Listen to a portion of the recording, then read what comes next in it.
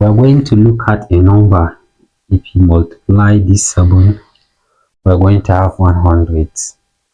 You see, that one may be difficult to solve. Then you can say 3 divided by 7.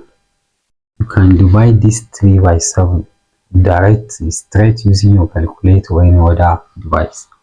You get, or you can use long division. You get 0.4. You can have 0.428.4286. That is the answer for this. Then since you are going to convert into percent, then you are going to multiply 0.4286 by 100 since you are looking for a percentage.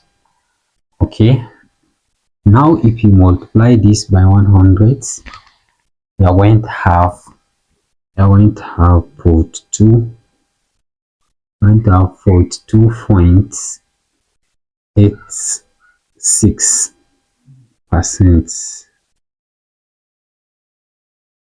That is the movement of these zeros. Thanks for watching. Don't forget to like, share and subscribe our channel. I'll give some questions to solve. You can convert 5/25 to percent and put the answer in the comment. Bye bye.